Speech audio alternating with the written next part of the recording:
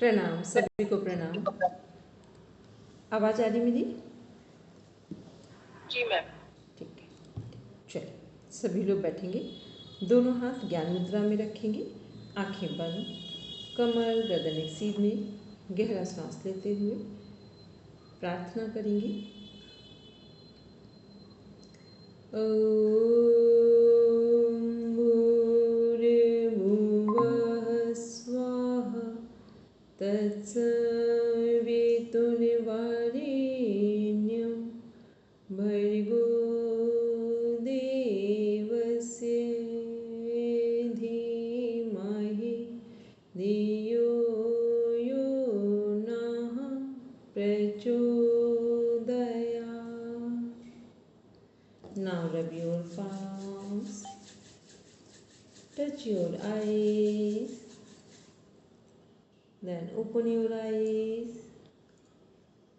चलो,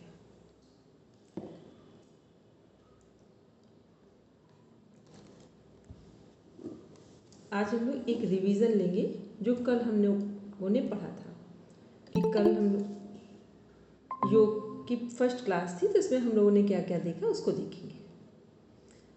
सभी ने रिकॉर्डिंग सुन भी ली होगी, जो लोग कल अटेंड नहीं कर पाए। यदि नहीं सुनी है रिकॉर्डिंग तो फिर उसे आज एक बार फिर से सुन लेंगे। एक रिवीजन लेंगे, सब पेन और पेपर लेकर बैठेंगे।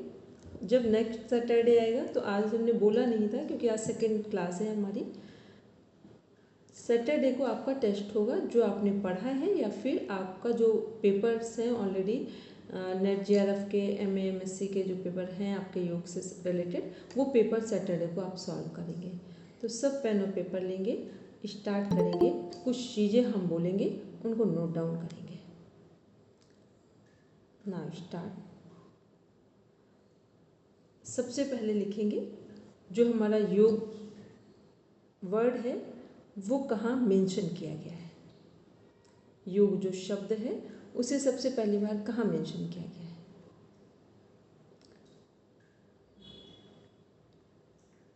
प्रश्न जी स्लाइड को बस 10 मिनट्स के लिए शेयर नहीं करेंगे, ठीक है। 10 मिनट से एक रिवीजन ले लें, रिटर्न में सबका टेस्ट भी हो जाएगा और रिवीजन भी हो जाएगा, फिर स्लाइड शेयर करेंगे।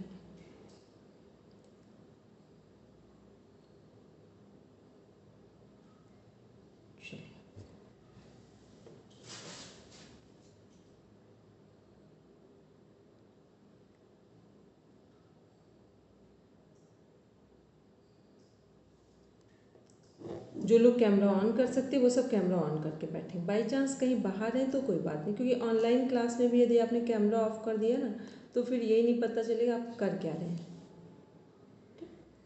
सब आराम मैम सब जो लिखवाया, एक मिनट जो लिखवाया वापस रिपीट कर सकते हैं एक बार? अभी जो आपने पहले बोला था। ठीक है, हम बोल रहे हैं, ठीक है। सबको हमने क्वेश्चन बोला है कि जो हमारा योग शब्द है वो सबसे पहली बार कहाँ मेंशन किया गया है। गजा जी आप अभी नहीं कर पाएंगे तो अभी आप रुकेंगे थोड़ा सा, ठीक है। और आज आप क्या करेंगे, जो कल की रिकॉर्डिंग है उसको आप सुनकर सुनेंगे, ठीक है। कल संडे भी है तभी टाइम भी है, और आज का रिवीजन अभी लेते हैं।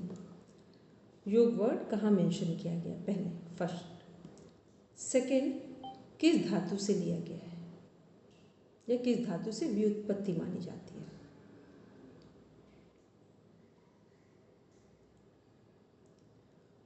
थर्ड क्वेश्चन का आंसर देंगे कि योग शब्द 3 अर्थों में प्रयुक्त किया गया है, 3 अर्थ लिए गए हैं, उन 3 अर्थों को कनेक्ट करेंगे। वो 3 अर्थ कौन कौन से हैं, ठीक है। संस्कृत वाले वर्ड्स याद हो, शब्द याद हो तो उन्हें लिख लेंगे, यदि ना याद हो तो फिर हिंदी मीनिंग जो है उनका वो लिखेंगे।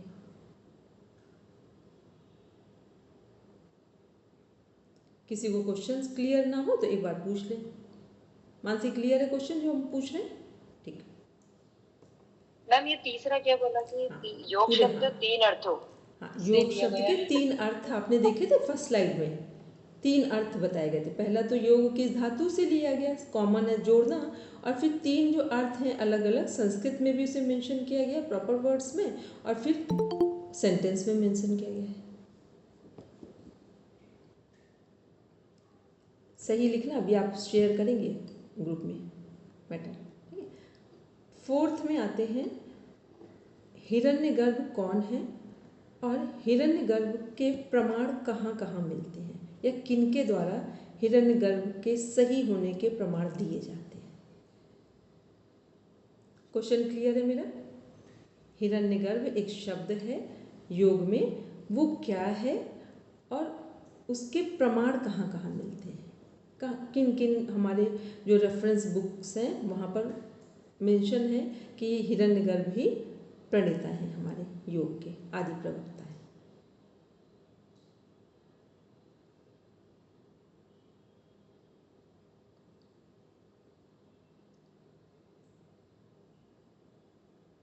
चलो नेक्स्ट लिखेंगे 4 वेदों के नाम, सीक्वेंस में लिखेंगे। 4 जो वेद हैं उनके नाम लिखेंगे।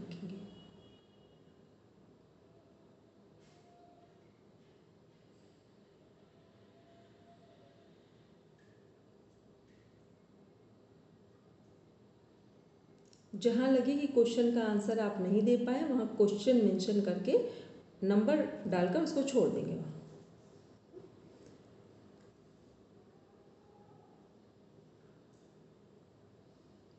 ठीक है, नेक्स्ट क्वेश्चन लिखेंगे। योग जो शब्द है हमारा या योग के बारे में जो कुछ भी अभी हमने लिखा, अब इसके बाद लिखेंगे योग की 5 डेफिनेशंस लिखेंगे, 5 परिभाषा लिखेंगे। जो भी आपको लर्न हो रेफरेंस के साथ नोट डाउन कर देंगे। योग से संबंधित 5 परिभाषाएं, 5 डेफिनेशंस लिखेंगे।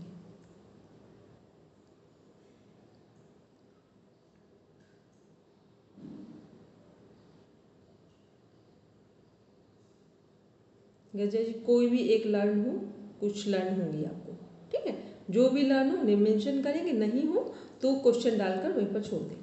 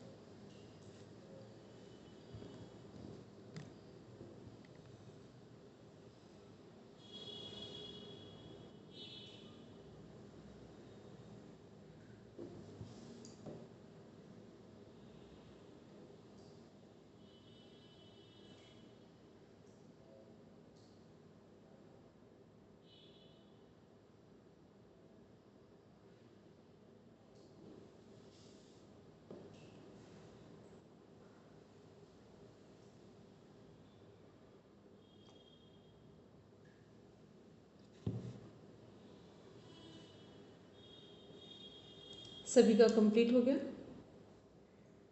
चलिए ठीक है, नेक्स्ट क्वेश्चन का आंसर लिखेंगे। योग में का लक्ष्य क्या है? योग का लक्ष्य क्या है?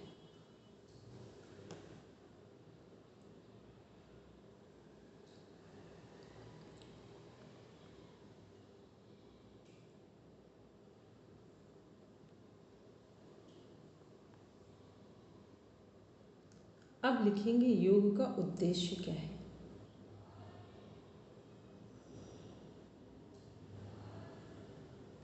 फर्स्ट लिखेंगे योग का लक्ष्य क्या है, सेकंड लिखेंगे योग का उद्देश्य क्या है।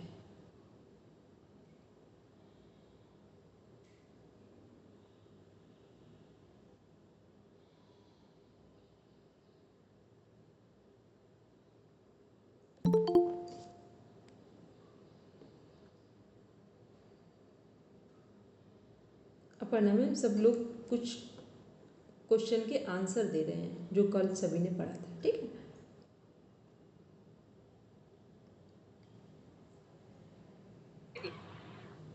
अब नेक्स्ट क्वेश्चन का आंसर देंगे जब योग का उद्देश्य जिनको जिनको याद हो कल हमने क्या क्या पढ़ा था, ठीक है, कुछ पॉइंट्स थे उस पर। इसके बाद क्वेश्चन है योग में जो भ्रामक धारणाएं हैं वो 5 लिखेंगे।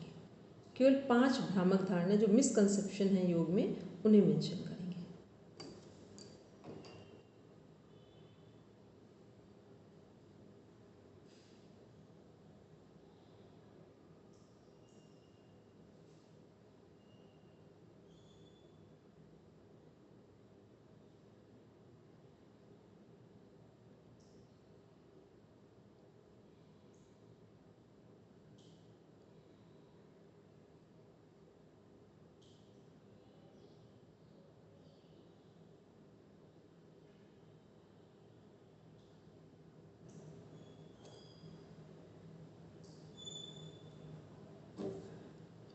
अब जिसने जो भी लिखा है वो कंप्लीट करने के बाद 2 मिनट एक बार आप चेक करके फिर सब स्क्रीनशॉट लीजिए और ग्रुप में सेंड कर दीजिए।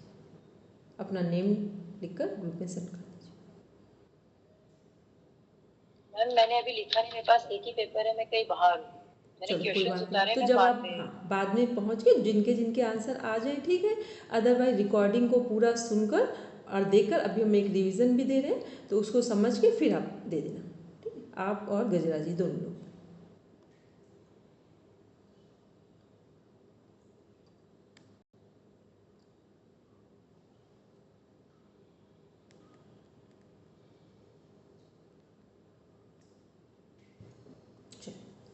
अब हम लोग एक रिवीजन लेते हैं जो हमने कल पढ़ा था। कुछ लोग कनेक्ट नहीं कर पाए थे, बस इसके एक टू द पॉइंट सारी चीज़ों को डिस्कस नहीं करेंगे, कुछ पॉइंट्स को डिस्कस करेंगे। फर्स्ट हमने देखा था योग शब्द की व्युत्पत्ति युज धातु से मानी जाती है। फिर योग शब्द का शाब्दिक अर्थ जोड़ना है। योग शब्द को 3 अर्थों में प्रयुक्त किया गया है। फर्स्ट है युजुर समाधो, जिसे संस्कृत में दिवादिगण, हिंदी में योग द्वारा आत्मा परमात्मा का मिलन।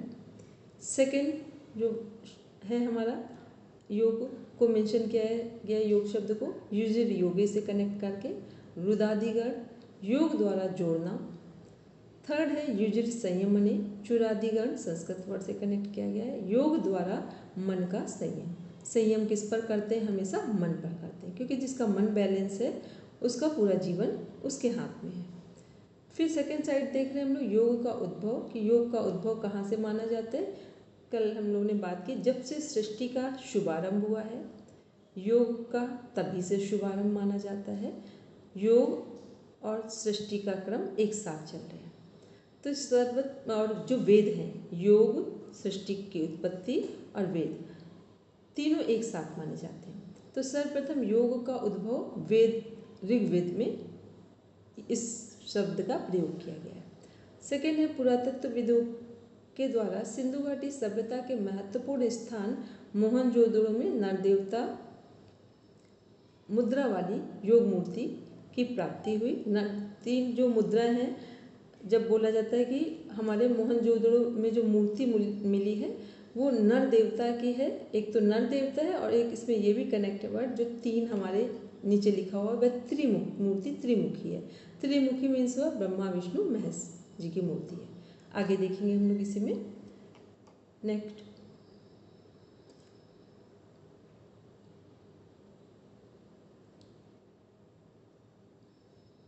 योग के आदि प्रवक्ता हिरण्यगर्भ को माना जाता है।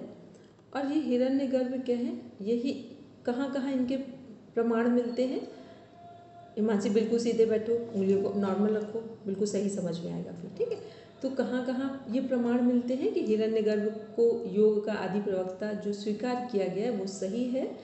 तो इसके रेफरेंस हमारा फर्स्ट है सांख्यस्य वक्ता कपिला परमर्षि ऋषि सा उच्चते। सांख्य के जो वक्ता, जो हमारे सांख्य दर्शन के रचयिता महर्षि कपिल हैं, उन्होंने भी यही बात, इसी बात को स्वीकार किया है कि हिरण्यगर्भ ही योग के आदि प्रवक्ता हैं। महाभारत में भी इस बात को स्वीकार किया गया है, याज्ञवल्क्य स्मृति में भी स्वीकार किया गया है और ऋग्वेद में भी स्वीकार किया गया है। नेक्स्ट देखेंगे, ये सब क्या रेफरेंस है जहाँ पर योग को एक्सेप्ट किया गया, उसके बारे में बताया जा रहा है कि योग में हिरण्यगर्भ क्या है और किसका रूप माना जाता है इनको। नेक्स्ट इसी में देख रहे हैं कि शास्त्रों में 7 प्रकार के हिरण्यगर्भ का उल्लेख मिलता है। सूर्य भी हिरण्यगर्भ हैं, बुद्धि को भी हिरण्यगर्भ कहा जाता है, आचार्य हिरण्यगर्भ हुए, शिव के शिष्य भी हिरण्यगर्भ हुए हैं, ऊर्जा ऋषि के पिता भी हिरण्यगर्भ हैं, परमेष्टि प्रजापति के पुत्र भी हिरण्यगर्भ हैं, प्रजापति ब्रह्मा वो भी हिरण्यगर्भ। जो प्रजापति ब्रह्मा हैं, जो हमारी सृष्टि में जन्म देने का जिनका काम है, ब्रह्मा विष्णु महेश, तो वो जो प्रजापति ब्रह्मा हैं उन्हीं को हिरण्यगर्भ कहा जाता है या स्वीकारा जाता है। नेक्स्ट देखेंगे हम लोग आगे। फिर हम लोगों ने ऋग्वेद यजुर्वेद, अब इसको स्लाइड को आगे करते जाएंगे। यहाँ सब जगह योग शब्द को मेंशन किया गया है, योग के बारे में बताया गया है। नेक्स्ट फिर देख रहे हैं हम लोग योग की परिभाषाएं। एक बार परिभाषाओं को बस देख लेते। मोस्ट इम्पॉर्टेंट जो डेफिनेशंस हैं उनको 10 डेफिनेशंस सबको लर्न करनी है। कल संडे है, जिनको लर्न है वो रिवीजन में लेंगे, बाकी सब लर्न करेंगे। देखेंगे इसमें फर्स्ट डेफिनेशन महर्षि पतंजलि की, सबको लर्न करना है। योगा चित्त वृत्ति निरोधा, चित्त की वृत्तियों का निरोध ही योग है। फिर दूसरी डेफिनेशन है सेकेंड, योगा समाधि महर्षि व्यास जी की, सबसे छोटी डेफिनेशन। ये क्या है? योग ही समाधि है। फिर उसके बाद है कठोपनिषद की डेफिनेशन। इसका हिंदी अर्थ है इंद्रियों की स्थिर धारणा का नाम योग है। इंद्रियों की स्थिर धारणा का नाम योग है। फिर योगी याज्ञवल्क्य जी की जो डेफिनेशन है, जीवात्मा और परमात्मा का संयोग योग है। फिर योग सिखो उपनिषद में क्या है? सूर्य और चंद्रमा का मिलन या हमारा जो प्राण और अपान का मिलन योग है। नेक्स्ट, तो इसमें से कौन कौन सी डेफिनेशन आपको लर्न करना है? फर्स्ट, सेकेंड, थर्ड जो कठोपनिषद की है, और फोर्थ में याज्ञवल्क्य जी की डेफिनेशन। नेक्स्ट देखेंगे, श्रीमद् भगवद गीता की तीनों डेफिनेशन लर्न करनी है, ठीक है। मोस्ट इंपॉर्टेंट पार्ट है, मैचिंग के पॉइंट ऑफ व्यू से भी और डेफिनेशन के लिए भी। इसमें है जो हमारे फर्स्ट देख रहे हैं, समत्वम योग उच्यते। अब कोशिश करेंगे कि पूरा जो हमारा श्लोक है उसे लर्न करेंगे। जब स्टार्टिंग में जिन्हें लर्न करना है वो तो समत्वम योग उच्यते सफिशियंट है, लेकिन जब अभी आगे बढ़ेंगे तो पूरा ये श्लोक है, इसको लर्न कर लेंगे। फिर नेक्स्ट है योगः कर्मसु कौशलम, इसको हम कल पूरा पढ़ चुके हैं और अर्थ भी बता चुके हैं, वो रिकॉर्डिंग में आप सब देख लेंगे। नेक्स्ट है योगः कर्मसु कौशलम, सेकेंड चैप्टर 50 नंबर पे। फिर नेक्स्ट है जो 6 नंबर का चैप्टर है, इसमें 23 नंबर पे डेफिनेशन है, जिसका अर्थ है कि दुख संयोग से वियोग ही योग है। तो ये डेफिनेशन को, ये सबको लर्न करनी है। नेक्स्ट आगे देखेंगे।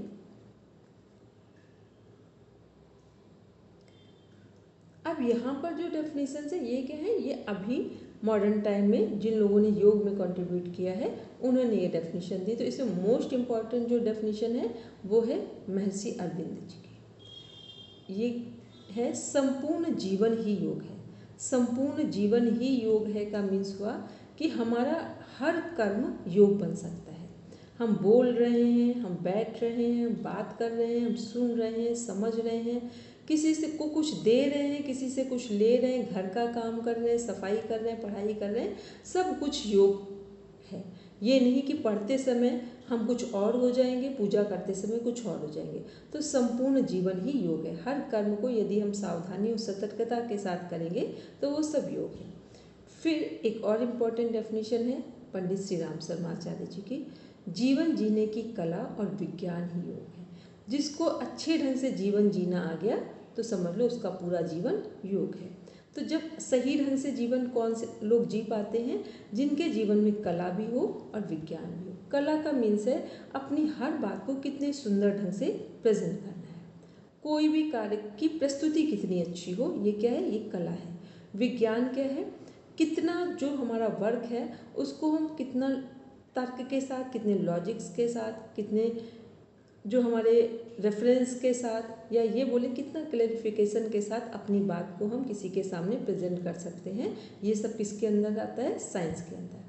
तो जब हमारे जीवन में विज्ञान और कला दोनों समाहित होंगे तो हमारा जीवन योगमय होगा। फिर नेक्स्ट है रांगे राघव जी के अनुसार, ये सब हमारे तंत्र से संबंधित डेफिनेशन है। तंत्र योग से शिव और शक्ति का मिलन ही योग है। यहाँ शिव और शक्ति क्या है, शिव हमारे मेल को डोमिनेट कर रहा है और शक्ति फीमेल को। तो हम सब किस में आते हैं, शक्ति में आते हैं। कहा जाता है भगवान शिव के लिए कि भगवान शिव शक्ति के बिना सब के समान है। भगवान शिव के लिए क्या बोला जा रहा है कि शक्ति के बिना वो शिव क्या है, शव के समान है। इसका मतलब जो हमारा इम्पोर्टेंस है, जो फीमेल की पावर है या जो हमारी एनर्जी है वो कितना पावरफुल है, यदि वो ना हो तो शिव भी किसके समान हो जाएंगे, सब के समान हो जाएंगे। तो ये क्या है, रांगे राघव तंत्र विज्ञान के अनुसार है। नेक्स्ट, तो ये जितनी डेफिनेशंस के नेम बोले हैं 10 हो गए लगभग, इनको अप्लाई करेंगे। आगे देखेंगे हम सभी। अब देख रहे हैं हम लोग योग का उद्देश्य।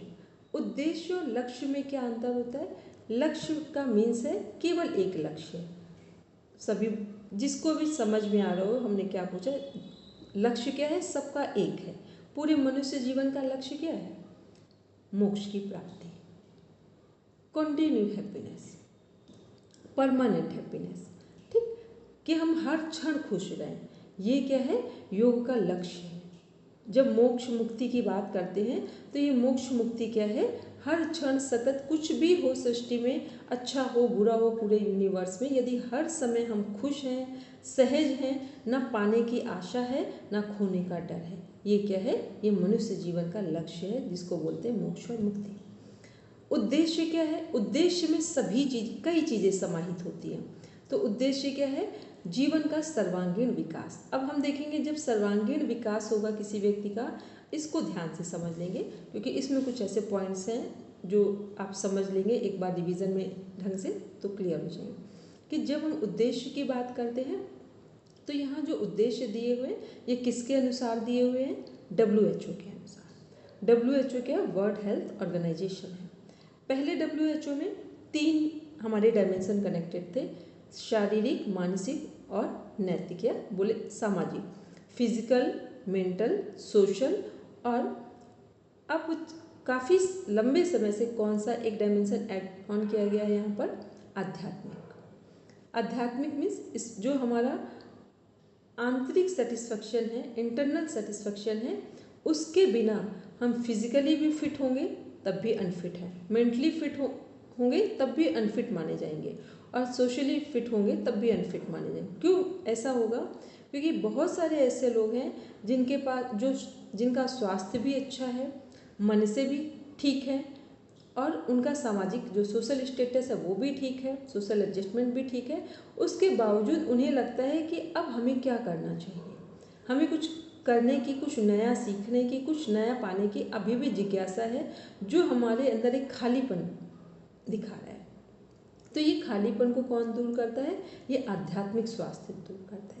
अध्यात्म में क्या है, जब हम अपने आप से जुड़ते हैं, शरीर, मन, समाज, सब में क्या है कि हम किसी ना किसी से कनेक्ट हो रहे हैं। लेकिन अध्यात्म में क्या है, केवल और केवल हम अपने आप से जुड़ते हैं यहाँ पर।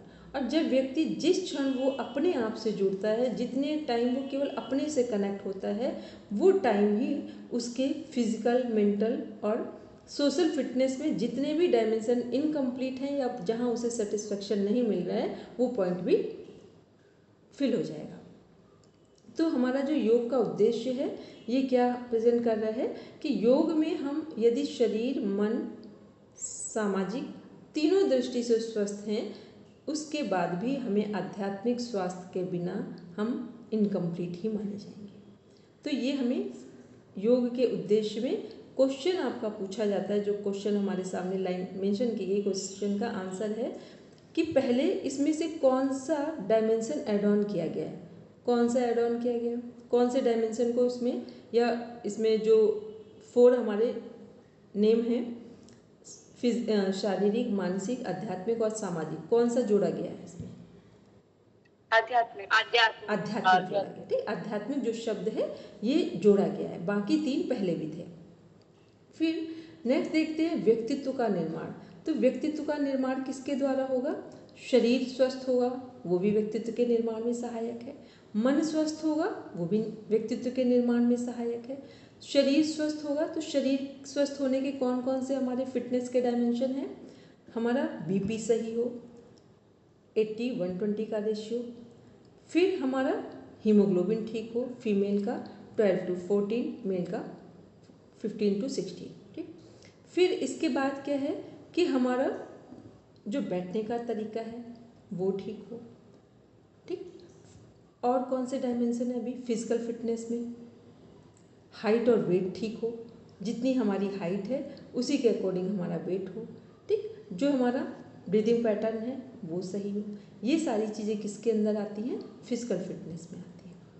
फिर हम लोग देखते हैं मेंटल फिटनेस। मेंटल फिटनेस किससे हम लोग कैच करते हैं किसी का, कि किसी व्यक्ति के डिसीजन कितने स्ट्रांग है, निर्णय लेने की जो क्षमता है वो कितना स्ट्रांग है, ये क्या है? मेंटल फिटनेस का सिम्टम है। फिर हम देखते हैं सामाजिक स्वास्थ्य, सोशल एडजस्टमेंट, मीन्स कितना हम अपने साथ नॉर्मल हर परिस्थिति में अपने साथ एडजस्ट कर पाते हैं और कितना बदलती हुई परिस्थितियों में दूसरों के साथ एडजस्ट कर पाते हैं। ये क्या है? हमारा सामाजिक स्वास्थ्य। फिर आध्यात्मिक स्वास्थ्य क्या है कि हम अपने आप को कितना क्षमा कर सकते हैं और दूसरों को कितना क्षमा कर सकते हैं। किसी बात को हम लंबे समय तक अपने दिल और दिमाग में रखे हैं या उसको भूल जाते हैं। ये क्या है? ये आध्यात्मिक स्वास्थ्य है। यदि हमें भूलने और क्षमा करने की आदत है तो आप समझ लेना आपका आध्यात्मिक स्वास्थ्य ठीक है। क्योंकि जब व्यक्ति किसी बात को भूल नहीं सकता है, क्षमा नहीं कर सकता है दूसरे और अपने को, तो समझ लेना अभी आध्यात्मिक स्वास्थ्य की शुरुआत भी नहीं हुई है। बाकी की चीज़ें बहुत डेप्थ में हैं, लेकिन यहाँ से शुरुआत होती है आध्यात्मिक स्वास्थ्य की। तो ये जब चारों चीज़ें हमारे जीवन में ठीक होंगी, नैतिक इन सब का कनेक्टेड पार्ट है, तो क्या हुआ? व्यक्तित्व का निर्माण हुआ। व्यक्तित्व का निर्माण का मीन्स हो गया एक ऐसा व्यक्तित्व जिससे जो अपने आप में भी सेटिस्फाइड फील कर रहा है और जहाँ जिस फील्ड में काम करेगा, जिसके साथ रहेगा, ऐसा पर्सन, ऐसा व्यक्तित्व, वहाँ पर भी सबके साथ एडजस्ट कर लेंगे या एडजस्ट कर लेगा। फिर नेक्स्ट है दुख या तापत्रय की निवृत्ति। दुख या तापत्रय क्या है? हमारे 3 तरह के दुख हैं। आध्यात्मिक दुख, आदि भौतिक दुख, आदि दैविक दुख। आध्यात्मिक दुख है मैन वर्सेस विदिन, आदमी का स्वयं से संघर्ष। इसमें कई चीज़ें आती हैं, काम, क्रोध, लोभ, मोह, मद, मत्सर, राग, द्वेष, ईर्ष्या, अहंकार, सब हमारे क्या है? आध्यात्मिक दुख का कारण है। फिर नेक्स्ट है हमारा आदि भौतिक दुख, man versus with man, means आदमी का आदमी से संघर्ष या आदमी का अदर जीव जंतुओं से संघर्ष। फिर नेक्स्ट है man versus with nature, means पहला कौन सा दुख था? आदि भौतिक, फिर आदि भौतिक, फिर आदि दैविक। तो मैन वर्सेस विद नेचर, आदमी का प्रकृति के साथ संघर्ष क्या है? जितनी दैवीय आपदाएं आती हैं वो भी एक तरह का दुख है। उसमें हम कुछ नहीं कर सकते, बस जो आपदाएं, जो हम लोग नेचुरल डिसास्टर्स फेस करते हैं उनको हमें बस स्वीकार ही करना होता है। तो ये क्या? ये 3 तरह के दुख हैं, इनसे निवृत्ति हो, ये भी योग का उद्देश्य है। फिर है भाव, व्यवहार और चरित्र की शुद्धि। भाव भी शुद्ध हो, व्यवहार भी शुद्ध हो, चरित्र भी शुद्ध हो, ये भी योग का क्या है? उद्देश्य है। नेक्स्ट है क्लेशों की निवृत्ति। अविद्या, 5 हमारे क्लेश हैं, अविद्या, अस्मिता, राग, द्वेष, अभिनिवेश। अविद्या क्या है? अज्ञानता है। जब हम सही और गलत के बीच में अंतर ना समझ पाएं, इसको अज्ञानता माना जाता है। तो यहाँ सही और गलत, नित्य और अनित्य का मीन्स क्या हुआ? कौन सी चीज़ें परमानेंट है और कौन सी चीज़ें टेम्परेरी है। तो परमानेंट क्या है? परमानेंट यहाँ कुछ भी नहीं है इस धरती पर, सब कुछ बदलने वाला है। Change is the law of nature, बदलना प्रकृति का नियम है। यदि ये बदलाव हम स्वीकार करते हैं तो बहुत अच्छी बात है, नहीं करते हैं तो फिर नित्य क्या है कि प्रकृति में कुछ भी नित्य नहीं है, कुछ भी कंटिन्यू नहीं है। और नित्य है क्या? केवल हमारी डेथ है। मनुष्य का जो की मृत्यु है वही निश्चित है। तो क्या है, सही और गलत के बीच में यदि हमें सही सही ज्ञान हो तो हम क्या करेंगे, अपने कर्म को ठीक ढंग से करेंगे। ये कब होगा? जब अविद्या दूर होगी। अविद्या के बाद क्या है? अविद्या अस्मिता। अस्मिता क्या है? जब हमने शरीर और आत्मा को एक समझ रखा है, वो अस्मिता हो गई। फिर राग क्या है? किसी भी चीज से, व्यक्ति, वस्तु, परिस्थिति से ओवर अटैचमेंट होना, ये राग है। द्वेष क्या है? जब हम में जो चीज़ें ना मिले या जो चीज़ें हमें प्राप्त ना हो पाए, जो काम हमारे अनुसार ना हो पाए, फिर हमें वहाँ पर घृणा उत्पन्न होती है। तो ये क्या है? सब द्वेष है। उसके बाद आते हैं अभिनिवेश। अभिनिवेश क्या है? मृत्यु का भय। मृत्यु का भय मीन्स हो गया कि हर व्यक्ति को मृत्यु से डर लगता है। तो जब हम योग का नियमित अभ्यास करते हैं और एक एक स्टेप आगे बढ़ते जाते हैं तो अंतिम परिणति क्या होगी कि मृत्यु के भय से बाहर हो जाएंगे। फिर नेक्स्ट है दिव्यता की प्राप्ति। दिव्यता की प्राप्ति का मीन्स होता है श्रेष्ठ जीवन, देवताओं जैसा जीवन या देवताओं से भी श्रेष्ठ जीवन, क्योंकि मनुष्य जीवन में भगवान बनने की भी संभावना है और शैतान बनने की भी संभावना है। तो जो हमारा जीवन है वो दिव्यता की प्राप्ति से भरेगा कि श्रेष्ठ जो सद्गुण है वो हमारे जीवन में आएंगे। नेक्स्ट हम लोग देखेंगे योग का महत्व। देखा था कहाँ कहाँ योग का महत्व है। शारीरिक जीवन में भी योग का महत्व है, मानसिक जीवन में भी योग का महत्व है, आध्यात्मिक जीवन में भी योग का महत्व है, पारिवारिक जीवन में भी योग का महत्व है, सामाजिक जीवन में भी योग का महत्व है, आर्थिक जीवन में भी योग का महत्व है और नैतिक जीवन में भी। क्योंकि जहाँ हमारे जीवन में योग होगा वहाँ हम ये सभी फील्ड को कनेक्ट करेंगे, सभी में सफल हो जाएंगे। योग की कॉमन डेफिनेशन बताई थी, yoga is the science of body, mind and soul. योग क्या है? शरीर, मन और आत्मा का विज्ञान है। जब शरीर, मन और आत्मा तीनों एक दिशा में काम करेंगे, एक साथ काम करेंगे, तो योग का महत्व हमारे जीवन में दिखाई देगा। अब हम लोग नेक्स्ट देखते हैं आगे। अब यहाँ से आज हम लोग कुछ नया पढ़ेंगे। यह है वैदिक वाङ्मय का स्वरूप। वैदिक वाङ्मय क्या है उसको पढ़ते हैं। अभी हम लोगों ने आपको कुछ क्वेश्चन नोट डाउन करने के लिए जब दिया था तो वहाँ एक क्वेश्चन हमने बोला था मिसकंसेप्शन क्या है योग में। ठीक है, योग में भ्रामक धारणाएं क्या हैं, तो एक बार उनका रिवीजन ले लेते हैं इससे पढ़ने से पहले। योग में भ्रामक धारणाएं क्या हैं? सब लोग अपना अपना एक एक धारणा बस बताकर शांत हो, या कोई भी एक व्यक्ति जिसको 5, मानसी आप बोलो, केवल 5 धारणा जो मिसकंसेप्शन है वो बोल दो, जो भी अवधारणाएं हैं। थोड़ा मेरे यहाँ पे शोर हो रहा है। कोई बात नहीं, मानसी बोलेंगे। योग केवल साधु संत के लिए है। योग केवल एक प्रदर्शन प्रक्रिया है। योग केवल एक आसन है। योग केवल योग धर्म से संबंधित है और योग में पसीना आना चाहिए। Very good. ठीक है, ये क्या है? सारे मिसकंसेप्शन है। जबकि योग क्या है? पूरा जीवन है। हम लोग ने डेफिनेशन में क्या देखा कि योग क्या है? पूरा जीवन है, संपूर्ण जीवन ही योग है। योग जीवन जीने की क्या है? कला और विज्ञान दोनों है। फिर अभी हमने क्या जो कल भी स्टार्ट किया था तब भी बताया था, योग क्या है? Yoga is the science of body, mind and soul. वो पूरे हमारे शरीर, मन, आत्मा तीनों से प्रभावित हो रहा है या तीनों को प्रभावित कर रहा है एक समय पर। फिर एक और भी मिसकंसेप्शन है कि फीमेल को नहीं करना है, गृहस्थियों को नहीं करना है। ये सब क्या है? ये सब किसी समय ऐसा माना जाता था, आज इन सब से लगभग लोग बाहर आ चुके हैं। तो ये क्या है? योग किससे संबंधित हमारी वो अवधारणाएं हैं जो गलत हैं, जिनको हमने गलत को सही मान लिया था। तो अब हमको समझ में आ गया कि योग सभी के लिए है। कास्ट, क्रीड, सिस्टम, रिलीजन से पूरी तरीके से योग मुक्त है, क्योंकि योग क्या है? एक जीवन शैली है। तो जब सभी मनुष्य हैं तो सभी को एक अच्छी जीवन शैली चाहिए, सभी को एक अच्छा जीवन चाहिए। तो योग क्या है? सभी के लिए सामान्य रूप से काम करता है। अब जो जितना अच्छे से योग से कनेक्ट होगा वो उसका लाभ अधिक उठा सकता है। अब हम लोग नेक्स्ट देख रहे हैं वैदिक वाङ्मय का स्वरूप, कि वैदिक वाङ्मय में योग का स्वरूप क्या है, कहाँ कहाँ योग कैसे कनेक्ट हो रहा है, उन सबसे संबंधित कुछ चीज़ों को देखेंगे। यहाँ हम लोग देख रहे हैं फर्स्ट वैदिक साहित्य के जो 4 विभाग हैं। पहले अभी हमने क्या देखा था कि जो हमारे वेद हैं वो कितने हैं, 4 हैं।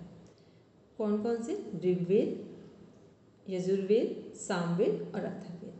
फिर हम लोग देख रहे हैं वही जो हमारे वेद हैं, वेदों में जो एक सीक्वेंस है उसको देखते हैं कि वेद में क्या सीक्वेंस दिया गया है।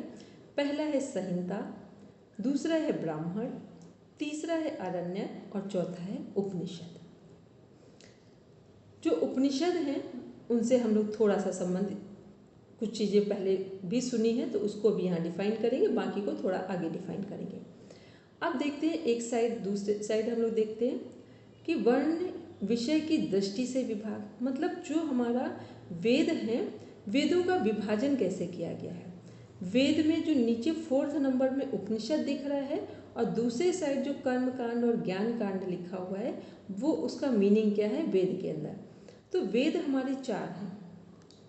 चारों वेदों में जो अगर हम 4 की जगह चारों को एक साथ कनेक्ट कर दें तो वेदों का जो हमारा पहला भाग है, स्टार्टिंग का भाग है, वो क्या है, किससे संबंधित है, कर्मकांड से संबंधित है। वेद क्या है, किससे संबंधित है। मान लो हम लोगों ने 4 वेद हैं और चारों वेदों के अंदर जो ऋचाएँ लिखी गई हैं, संहिताएँ लिखी हैं, वो सब एक साथ हम पढ़ रहे हैं।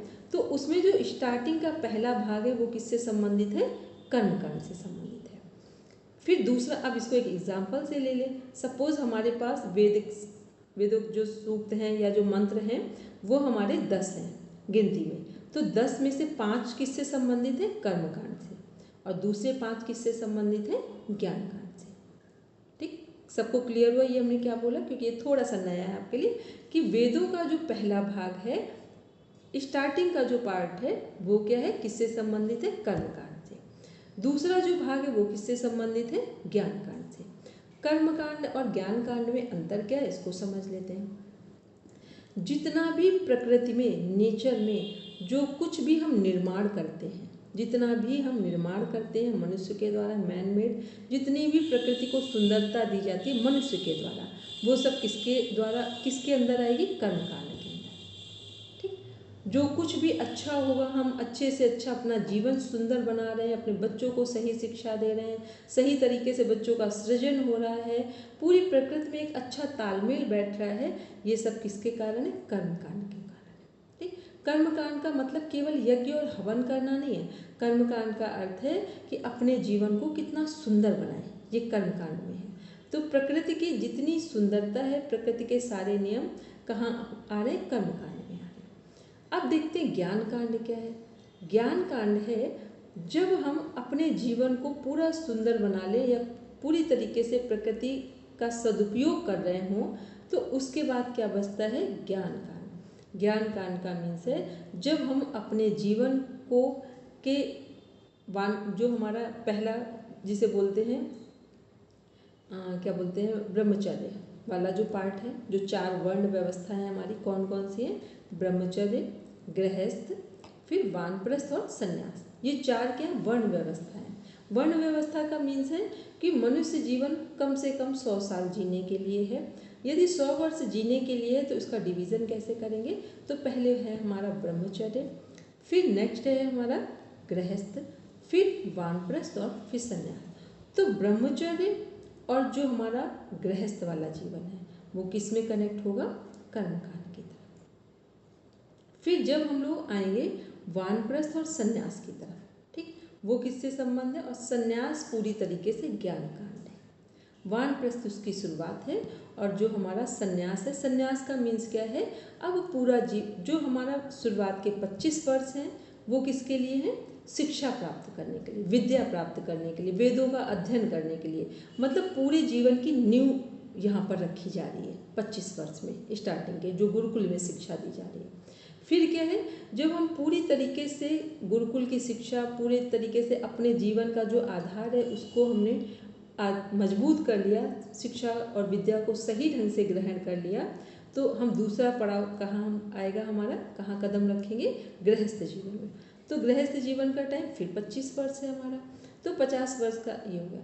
अब गृहस्थ जीवन के बाद फिर दूसरे 25 वर्ष में वानप्रस्थ में हम क्या करते हैं कि समाज के लिए अब अपना समय देना शुरू करते हैं। थोड़ा सा समय अपने गृहस्थ जीवन में देंगे, बाकी का हम समाज के लिए जीवन जिएंगे। पहले हमने किसके लिए जिया? केवल अपने लिए जीवन जिया 25 वर्ष, फिर गृहस्थ भी अपने परिवार के साथ पूरे 25 वर्ष। अब किसके लिए दे रहे हैं 25 वर्ष? समाज के लिए, कि जो हमारी प्रतिभा है उसको हम समाज में कैसे यूज़ करेंगे। उसके बाद जो लास्ट 25 वर्ष हैं जिसे हम संन्यास में कनेक्ट कर रहे हैं, आश्रम में, उसका क्या सदुपयोग करेंगे? अब केवल और केवल अपने लिए, केवल आत्मज्ञान की प्राप्ति ही यहाँ है। और अब समाज से भी हम पूरी तरीके से क्या हो गए? डिस्कनेक्ट हो गए, पूरी तरीके से अलग हो गए।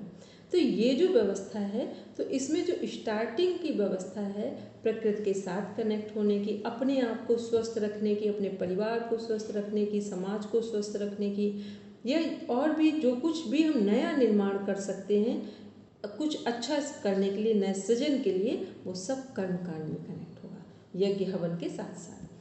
फिर ज्ञान कांड में क्या है? जहाँ पर केवल हम अपने आत्मज्ञान के लिए पूरी साधना करेंगे, सद्गुरु के निकट बैठकर साधना का अभ्यास करेंगे। ये किसका पार्ट है? ये ज्ञान कांड का पार्ट। दोनों में जिसको क्लैरिफिकेशन ना आ रहा हो वो एक बार हैंड रेस कर दें, क्योंकि बस यहीं से अब थोड़ा सा आप लोग आगे बढ़ेंगे कि कर्म कांड और ज्ञान कांड में फ़र्क क्या है। ज्ञान कांड का मीन्स है केवल आत्मज्ञान, मोक्ष की प्राप्ति के लिए अभ्यास, और जितना संसार का जीवन है उसको सुंदर बनाने के लिए सारी चीज़ें कहाँ कनेक्ट होंगी? कर्म कांड में कनेक्ट होंगी। केवल यज्ञ का मतलब, केवल यज्ञ ये नहीं, क्या बोला जाता? पूरा जीवन ही यज्ञ है। तो यज्ञ का मीन्स है एक वो यज्ञ जो हम लोग मंत्रोच्चारण के साथ वेदी पर यज्ञ करते हैं, और दूसरा यज्ञ हम अपने जीवन को कितने ढंग से सदुपयोग कर रहे हैं, प्रकृति की सभी चीज़ों का कितना अच्छा सुनियोजन कर रहे हैं, वो सब कर्मकांड के अंदर आता है। अभी किसी का यहाँ कहीं कोई क्रॉस क्वेश्चन हो या कुछ कंफ्यूजन हो तो फिर बोल देंगे। चलिए फिर नेक्स्ट आते हैं। अब हम लोग देखते हैं, नेक्स्ट आगे देखेंगे।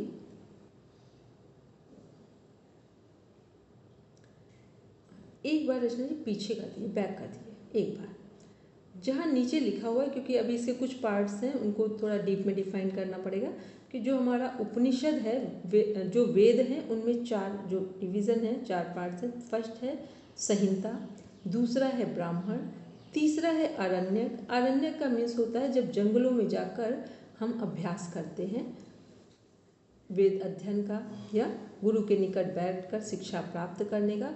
आरण्यक वो जगह है जिसे हम एक तरह से कह दें परीक्षा है। फिर वहाँ से क्या निकल के आते हैं? उपनिषद। इसका मीन्स देखो, आरण्यक और उपनिषद का अर्थ यही एक साथ कनेक्ट हो रहा है। उपनिषद क्या है? उपनिषद। वेद क्या है? वेद का प्रॉपर अर्थ क्या है? वेद का अर्थ है ज्ञान।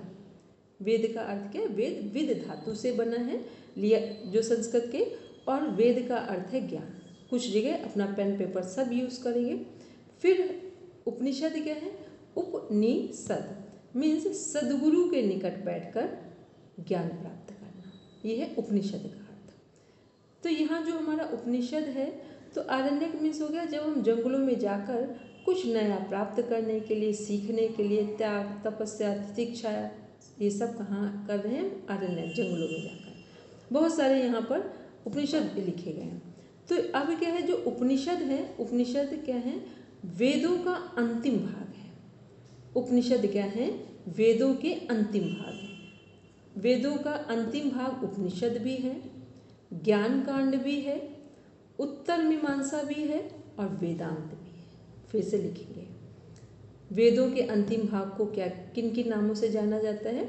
ज्ञान कांड, उपनिषद, उत्तर मीमांसा, वेदांत। वेदों का अंतिम भाग इसलिए वेदांत, ठीक। ब्रह्मसूत्र, ये सब उपनिषद के पर्यायवाची हैं, सिनोनिम्स हैं, ठीक।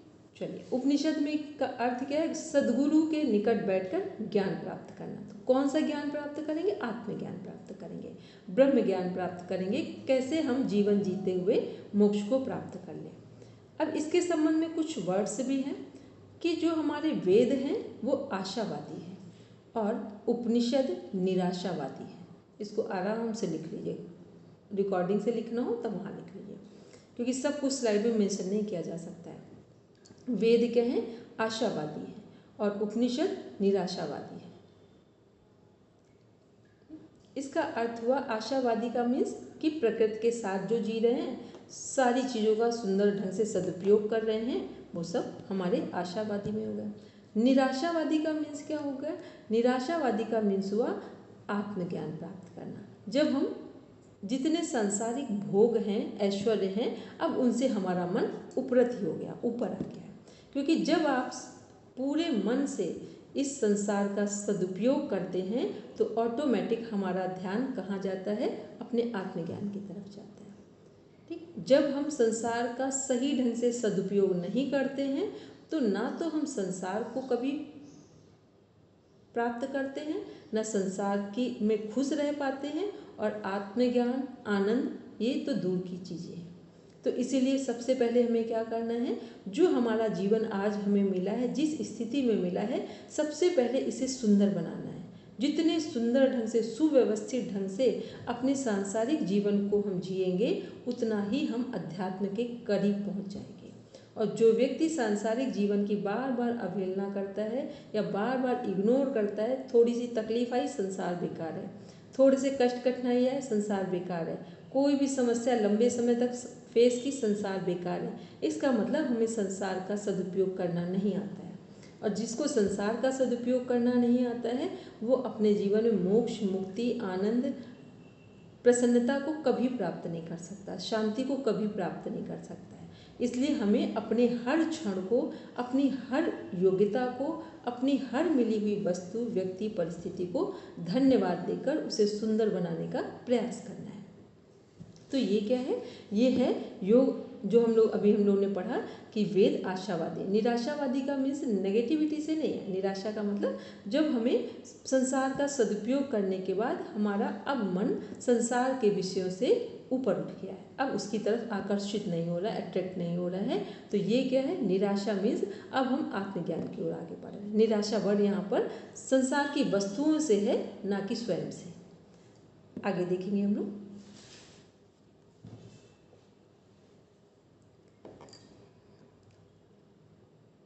अब यहाँ पर देखते हैं हम लोग सठ दर्शन एवं उनके प्रवर्तक। तो जो हमारे सठ दर्शन हैं, इनको वेदों का क्या बोला जाता है? वेदांग। क्या बोलते हैं? वेदांग। वेदांग क्या है हमारे? वेदांग जो हमारे 6 हैं, सॉरी, इन्हें बोलते उपांग, गलती होगी मेरी, वेदांग तो बगल साइड में लिखे हुए, ये क्या है? उपांग। वेदों के उपांग क्वेश्चन पूछा जाएगा तो क्या लिखेंगे आप? 6 हमारे उपांग हैं। कौन कौन से हैं? योग दर्शन, महर्षि पतंजलि, ठीक है, सब लोग दर्शन इसमें अपने आप से ऐड कर लेंगे। योग दर्शन, क्योंकि दर्शन ऊपर लिखा हुआ है ऑलरेडी, ठीक। तो योग दर्शन क्या है? महर्षि पतंजलि के द्वारा रचित ग्रंथ है। सांख्य दर्शन महर्षि कपिल के द्वारा रचित ग्रंथ है। न्याय दर्शन महर्षि गौतम के द्वारा रचित ग्रंथ है। फिर वैशेषिक दर्शन महर्षि कणाद मुनि के द्वारा रचित ग्रंथ है। पूर्व मीमांसा महर्षि जैमिनी के द्वारा रचित ग्रंथ है। फिर है उत्तर मीमांसा, वेदांत, ब्रह्मसूत्र। जो हमारा मीमांसा दर्शन है 5th नंबर पे, ये पूर्व मीमांसा की जगह ये क्या है? मीमांसा है। मीमांसा के अंदर पूर्व मीमांसा और उत्तर मीमांसा है। तो यहाँ पूर्व लिखा है, इसके अंदर उत्तर भी है। पूर्व मीमांसा, उत्तर मीमांसा क्या है? पूर्व है हमारा कर्मकांड या वेद, और उत्तर मीमांसा क्या है? ज्ञान कांड, जिसे हम लोग क्या बोल रहे हैं? उपनिषद, ठीक। तो पूर्व मीमांसा क्या है? अभी हम लोग इसको पूरा डीप में भी पढ़ेंगे, यहाँ बस आप कुछ छोटी छोटी चीज़ों को देख रहे हैं, कंटेंट को, जो उसका एक ब्रीफ इंट्रोडक्शन है। नेक्स्ट है इसी में उत्तर मीमांसा। उत्तर मीमांसा क्या है? ये डायरेक्ट यहाँ पर डिफाइन किया गया है, जिसे वेदांत भी बोलते हैं, ब्रह्मसूत्र भी बोलते हैं। महर्षि बादरायण, जिन्हें वेद व्यास जी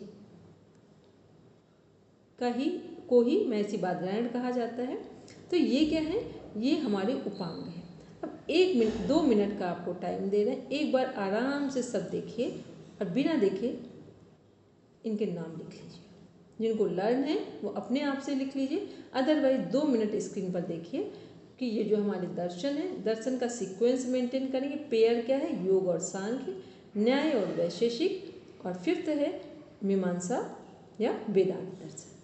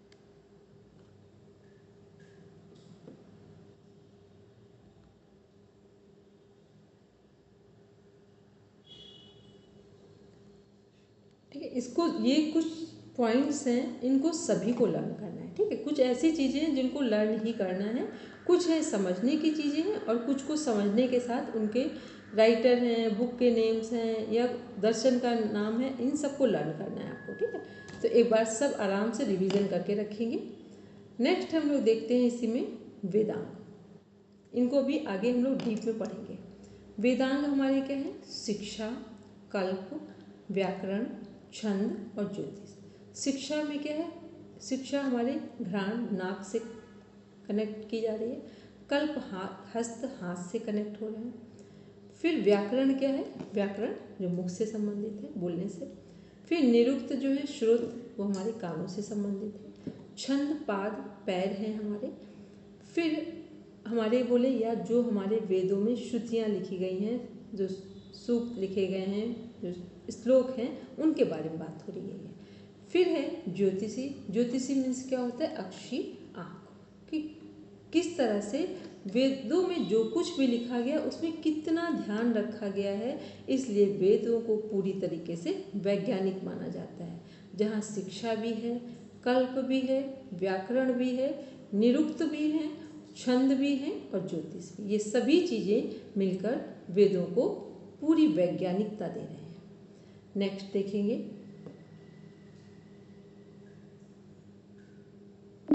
अब हम लोग देखते हैं।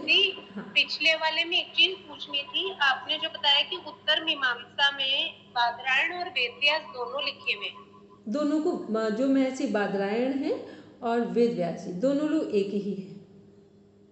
अच्छा, मतलब नाम हम अलग बोल रहे हैं कई, लेकिन हाँ, दोनों लोग एक ही। कई जगह जब आपका क्वेश्चन आता है यूजीसी नेट में, एमए एमएससी में, वहाँ कई बार महर्षि बादरायण लिखा होता है और कई बार महर्षि वेद व्यास लिखा हो, दोनों ही सही है।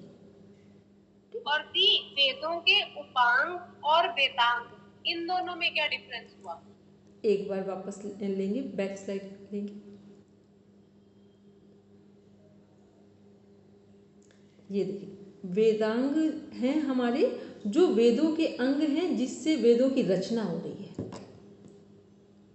ठीक है, जैसे हम कुछ लिख रहे हैं, अभी हम लोग लिखते हैं तो हम लोग क्या करते हैं? इंग्लिश में कुछ लिख रहे हैं तो पार्ट्स ऑफ स्पीच है पूरा उसके अंदर। ठीक है, हिंदी में लिख रहे हैं तो पार्ट्स ऑफ स्पीच हिंदी में हो गया। वैसे वेदों जो वेदांग हैं, वेदों के अंग क्या हैं जिससे वेद को लिखा गया, जिनके द्वारा वेदों को प्रॉपर वैज्ञानिक ढंग से लिखा गया है, तो वो है हमारे वेदांग। फिर जो हमारे उपांग हैं, उपांग का मतलब जो चीज़ें, इसको हम लोग कल डिफाइन करेंगे मंडे को, कि कैसे वेद, उपनिषद, फिर उपांग, दर्शन, फिर हमारे पुराण, ये सब क्या हैं, ये धीरे धीरे करके हमें सरल बनाने के लिए जितने ग्रंथ हैं ऊपर से नीचे आ रहे हैं। जो वेद में है वही किसके अंदर है? उपनिषद में है।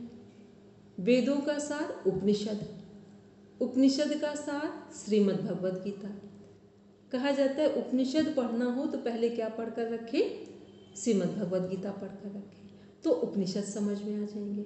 तो मतलब सब सरल किया जा रहा है। जब हम लोग सुनते हैं पुराण, पुराण का मीन समझते हैं क्या है, उनको पंचम वेद भी कहा जाता है, महाभारत और पुराण को।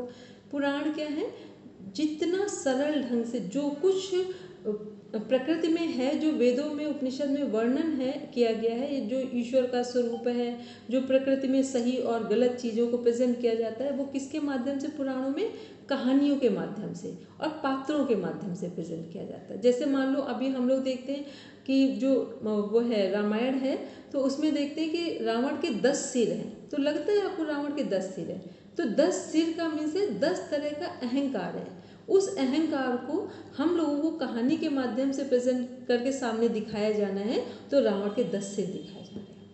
ठीक है, तो ये क्या, ये पुराणों में इस तरह का वर्णन है कि किसी भी जो वेदों में रचित है, सबसे अथेंटिक क्या है इस पूरे यूनिवर्स में, वेद है। ठीक, उनसे लेकिन वेद को डायरेक्ट समझना वो बहुत आसान नहीं, क्योंकि वो क्या है, वो जितना साधना का स्तर ऊंचा होगा उतना वेद हम समझने के लिए तैयार होंगे। ये नहीं कहेंगे समझ गए, तैयार होंगे, उसके लिए एक मनोभूमि बनेगी। तो पुराण क्या है, सबसे सरलतम पार्ट है। मीन्स कहानियों के माध्यम से अगर हम लोग बच्चों को कुछ बताएं कि ऐसा हुआ, रावण के अंदर इतने अहंकार हैं, या सूर्पनखा ऐसी है, तो अगर हम लोग सूर्पनखा के बारे में बताएं तो बच्चों को कैसे बताएंगे, कुछ ऐसे चीज़ों को टैग करेंगे जिससे उसके अंदर ये बच्चे को पता चले कि क्या नेगेटिव पॉइंट्स हैं। ठीक है, डायरेक्ट सूर्पनखा बताएंगे तो बच्चे को नहीं समझ में आएगा। रावण बताएंगे उसके 10 सिर हैं या 10 तरह का उसका ईगो है, अहंकार है, नहीं समझ में आएगा। तो पुराण क्या है, जैसे हम लोग सीरियल देखते हैं, नाटक देखते हैं, मूवी देखते हैं, जस्ट इसी तरह से पुराण है हमारे, कि सबसे सरल ढंग से डिफाइन किए गए हैं कि जो सबसे लोअर लेवल के लोग हैं वो क्या सुनते हैं, कथाएं सुनते हैं। लोअर का मतलब अपर और लोअर कोई नहीं होता, मतलब जब हमारा मन इतना स्ट्रांग ना हो कि हम ध्यान साधना कर सकें, तो हम क्या करेंगे कि सबसे सरल ढंग की चीज़ों को सुनकर, मान लो बताया गया कि सूर्पनखा ने अच्छा आचरण नहीं किया तो उसको ये सज़ा मिली, रावण का अहंकार बहुत था तो उसको ये सज़ा मिली। तो ये क्या, जब प्रेजेंट किया जाता है कहानियों के पात्र के माध्यम से, उनको टैग लगाकर, तो सामान्य लोगों को समझना आसान हो जाता है। और सीधा बोला जाए कि संसार का सदुपयोग करो और आत्मज्ञान के ओर बढ़ जाओ, तो ये परसेंटेज कितने लोगों का है, केवल 5% का, और पहुंचने वालों में से 1 का है। ठीक है, तो ये क्या, इसलिए जो हमारे ये हैं दर्शन हैं, ये भी सरल किए गए, इसमें भी वही वेदों के बारे में ही बताया गया। अभी जब इनको डिफाइन करेंगे तब बताएंगे ये वेद से पूरी तरह कैसे कनेक्टेड है। ठीक है, और दीदी जो वेदों के अंग है, इनमें जैसे हमने शिक्षा, कल्प, इनको जैसे अगर मैं इसको जो समझ पा रही हूँ कि हमने जैसे इसको एक बॉडी की शेप दे दी वेद को, और हमने बोला कि उनकी जो नाक है, मतलब उसकी क्या इम्पोर्टेंस है, उसको हमने शिक्षा बोला। मतलब मैं इनको कैसे को रिलेट करता हूँ वेदों के अंगों को। इसको भी जब हम आगे पढ़ाएंगे, अभी थोड़ा सा डिफाइन करेंगे डीप में, तो वहाँ बताएंगे कि जो हमारे वेद के जो सूक्तियाँ हैं, सूक्त हैं, जो श्लोक हैं, वो जो लिखे गए हैं उसमें इन सब का यूज़ किया गया। बस ऐसे समझ लीजिए जैसे इंग्लिश और हिंदी में हम लोग पार्ट्स ऑफ स्पीच का यूज़ करते हैं, तो सेंटेंस पूरे ऑथेंटिक लगते हैं, साइंटिफिक लगते हैं। बोलने को तो हम लोग बोल दें, अपर्णा मैम घर, अपर्णा मैम जाती है, ये भी कह सकते हैं। अब इसको ये भी कह सकते हैं, अपर्णा मैम घर जाती है।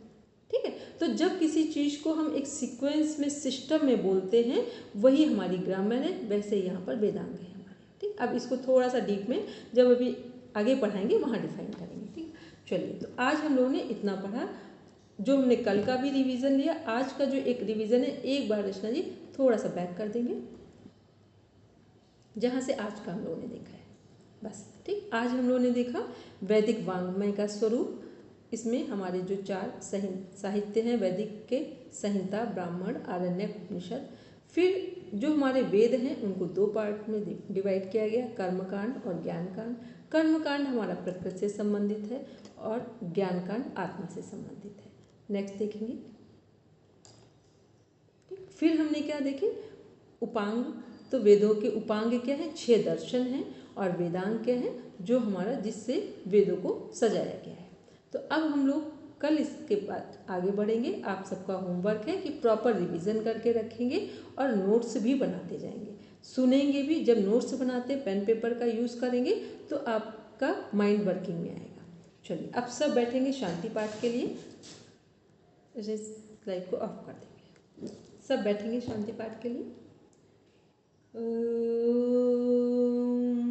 शांति शांति शांति। सर्वारिष्ठसु शांतिर्भवतु। Now rub your palms, touch your eyes, then open your eyes. चलिए सबको प्रणाम, सबका दिन शुभ रहे। सबका दिन शुभ नहीं रहे, रात्रि शुभ रहे। ठीक है, बाय।